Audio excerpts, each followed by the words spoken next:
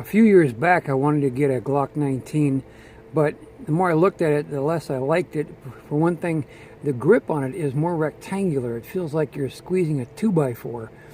And the other thing was the price. I realized I could save hundreds of dollars instead by going to the Smith & Wesson knockoff of a Glock 19.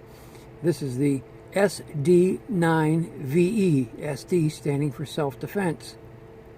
But the more I shot other guns, the more dissatisfied I became with my Smith & Wesson, and I found myself using it less and less at the range.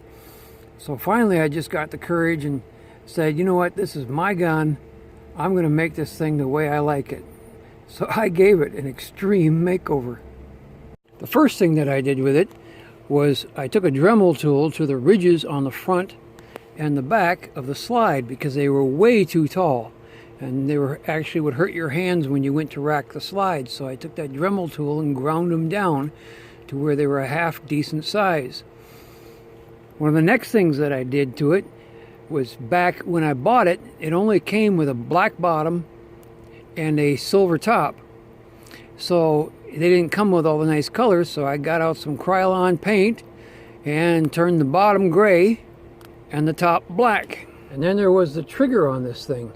This designation of SD9VE means self-defense 9, and one of the reasons it's called that is because it has no safety lever here, nothing to worry about there.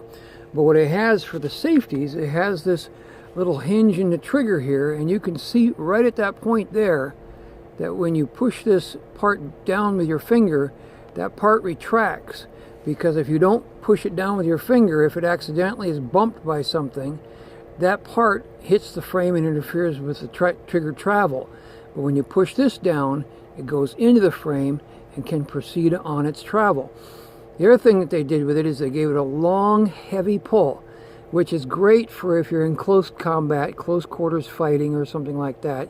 But it's terrible if you're doing target practice or if you have to shoot for a longer range. The the pull is too hard and it's too long, and there's no indication as to where it's going to break. So I got an Apex spring kit for it, lightened up the springs, and I thought about paying $40 for the new trigger, which would take out about 30% of the travel. But I thought, no, my biggest complaint is not so much the travel, but the fact that you don't know when the thing is going to break. And I thought about the two-stage triggers, you know, how it would go back easily, and then it would get to a certain point, and then it would become firm, and you knew just a little bit more than that, and it would break. And I looked at the interiors in here, tried to see if I could modify it to give it that two-stage feel, and I thought, no, I really couldn't figure out a way to do that. And I thought, wait a minute, I know an old hillbilly way of doing this. If you pull the trigger back, just put something to interfere with it, something that's not solid. So I got what are called bumper guards that you use in cabinet drawers and doors and stuff to keep them from slamming shut. Different varieties, and I put a foam one down first, just stuck it onto there, and then I put a plastic one, a rubbery or clear rubbery one, and glued it to the surface of the foam one. And then I took electrician's tape and I cut it in little squares as shims, and I put the little shims on there to build it up to where this thing would reach the interference. Now this thing is empty. I've taken the magazine out, I've cleared it, but you can see here it goes and it hits that point right there, and you could feel when it hits, and just a little further back and it breaks. So now I don't care so much about the travel of it, but when you hit that point and you're there, you know that just a little bit more and she's going to break for you. And you can actually change that by adding more shims or increasing and decreasing the size of it. Now I know there's a problem if you're in a dirty situation where there might be sticks and mud and stuff. There's a problem that something might get in there. But this thing is so it's easy just to knock this thing off.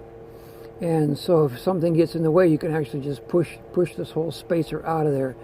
But that took care of the trigger issue, and I am shooting a lot tighter groupings at longer distances with this. Then there was the grip on the gun. I had purchased a SIG P938 and it was a lot smaller than this. And I found out that I was shooting it a lot better than I could actually shoot this one for only one reason. It had severe ridging on the back strap and the front strap. Well, this head has a roughness on it, but not severe enough for my hand. Now, I've got long fingers, and I found that for shooting single-handedly, I really need something that when I squeeze the grip, I need something to be digging into my fingers and my palm here. And so I looked into stippling, but I wasn't satisfied with any of the stippling patterns that were available and presented. For one thing, that when people do their stippling, they will take and they will grind down the ridges that are there so they can get a nice surface to put their new stippling pattern into. But I didn't want to take down any material because I needed the thing built up because of my fat hands. And like an M&P, it would come with a back strap that you could change out if you have fat hands. This one doesn't. So I decided to come up with my own stippling pattern, and let me describe to you what I did on that. To do the stippling, I got myself a very sharp soldering iron, which is not this. This is just a mechanical pencil to show this. And I started at the edge here, and I went down, burned in about an inch, went over just a little bit, burned in down about an inch, went over the next line about an inch, kept going across, and you can see, because it was actually fatter up here as it was down there, that when I tried to evenly go across here, I ended up with a little bit of they had to actually V into each other in the middle there. But the thing that was unique about this pattern was the ridges that were there. I left them in, and they helped to make this a rougher pattern. And when I went down about an inch, when I started the next row across, working my way down, I didn't start where this one ended. I went halfway back up again. So I went about half inch back in, and then started it again, and went down about an inch, down about an inch. And what that did is the tip of the soldering iron made a ridge where it started and a ridge where it stopped. And that way, every inch down, there'd be a ridge there, and then halfway back up, there'd be another little ridge, a little mound. And so I just very slowly, keeping my finger braced against the bottom here and taking my time, was able to go down and build this thing up into these ridges.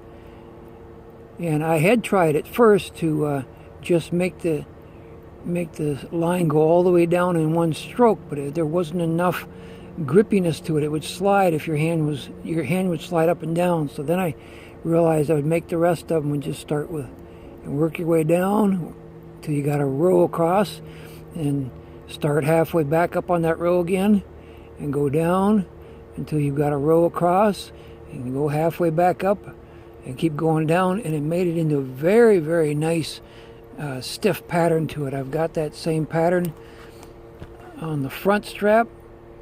I also put it on this section here because if I have to do real long shots, I need my finger to be up there, and I need that thing not to slide.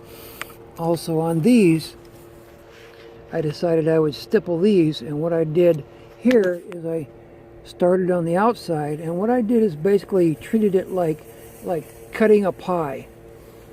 I would take and start out and then cut in, and then take it the other way and cut in. First I would do up and down and side to side, and I would cut those in half, sliding in. I would cut those in half, and then I would cut that in half again, like I'm slicing a pie up really small.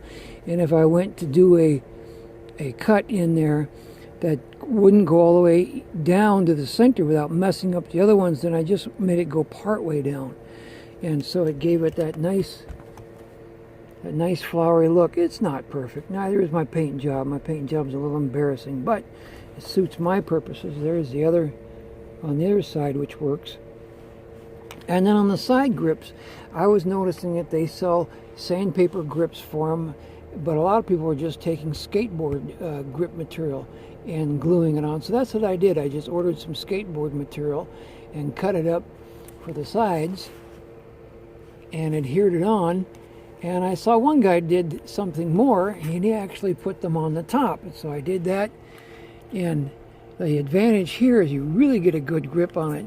And that way also, if you're having an issue of having to rack it and you can't get your hand up there to rack it, you can actually push this against furniture, against your clothing, and your clothing will snag on it. You can actually rack it that way.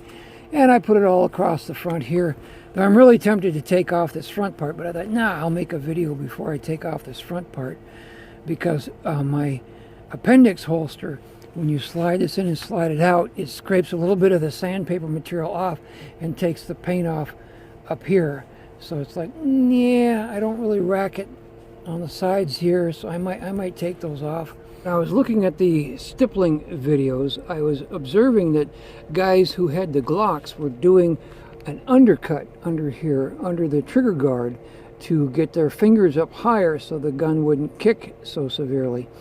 But I realized that with mine, I could take a little bit of material off of here, but on the other side, that mag release is right in the way. You really don't want to take much more material off of there. But the Smith & Wesson is not as severely built up here as the Glock. And then I realized that because I'm a right-handed shooter, that over a period of time shooting at the range, my finger would actually hurt on the top part, because it would hit on this side of the trigger guard. So I actually needed a partial undercut. Let me put my finger in there, and again, this is empty. This has been checked, so you don't have to worry about it going off. But you can see the angle of my finger there is at quite an angle, and that's why this part of the trigger guard would dig into my finger. So I went and took a grinder and ground down this part of the trigger guard, and you can actually see there that there's a little bit of a difference between the right and left on that. Well, the shadows are kind of in the way, but you can see here, let me set this down. You can see how I cut into that. So now it's quite more comfortable, a lot more comfortable. And I had an issue with the sights on this. The back sights were fine, but oftentimes, depending upon how the lighting was, that front sight would disappear on me. And what I found out was when they made this front sight, let's get her right up here where we can see it, that when they put the paint in there, the hole was too deep and the paint was down in the hole. And so what was happening was the hole would cast shadows and you couldn't see the painted dot. And so I took some of my wife's white fingernail polish and took some time and just kept dabbing it into that hole, building it up, building it up, building it up, until I finally got it to the surface area here. So now it doesn't cast the shadows on it. So I have this gun the way I like it. I'm shooting really good with it, and now it's one of my favorites at the range because I can shoot quite accurately even at longer distances.